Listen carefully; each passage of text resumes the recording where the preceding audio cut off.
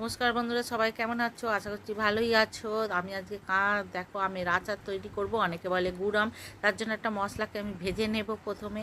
এর মধ্যে মৌরি, পাঁচ ফোড়ন আর হচ্ছে সর্ষে, গোটা সর্ষে আছে, আমি ভেজে নিচ্ছি। অনেকে শুকনো লঙ্কা দাও, তোমরা যদি ঝাল খেতে চাও এর সাথে 2-3টে শুকনো লঙ্কাও ভেজে নিতে পারো।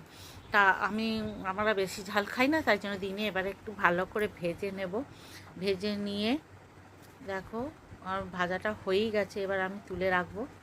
এবার কড়াতে আমি সর্ষের তেল, 3টে শুকনো লঙ্কা, 5 ফোড়ন দিয়ে দিলাম।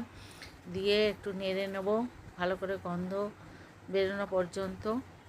দেখো আমার হয়ে গেছে। এবার আমি আমগুলো একে একে দিয়ে দেবো।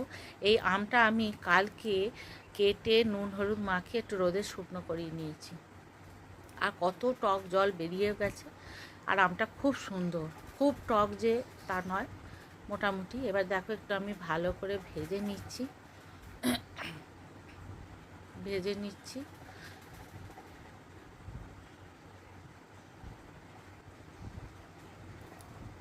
ভালো করে ভেজে নিলাম।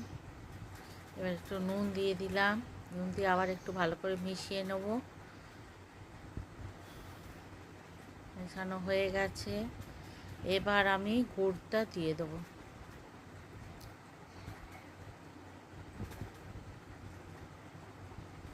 গুড়টা দিয়ে দিলাম।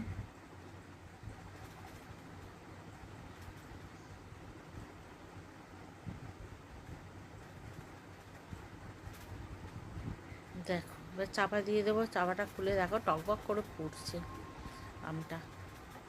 এখনও অনেকটা, গুড়টা অনেকটাই পাতলা হয়ে গেছে, মানে নরম হয়ে গেছে। এবার এই গুড়টা একটুখানি আর একটু ফুটতে দেবো। দেখো এই দেখো কতটা কমে গেছে, হয়ে গেছে। এবার একটা ভালো মশলাটা গুঁড়ো করে রেখেছি সেটা ছড়িয়ে দেব।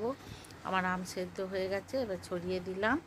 ছড়িয়ে দিয়ে দেখো আমার পুরো রেডি আমটা। তা তোমাদের কেমন লাগলো অবশ্যই জানাতে ভুলবে না, কমেন্ট করে জানাবে কেমন লাগলো। আমি তো এগুলো বানিয়েই থাকি।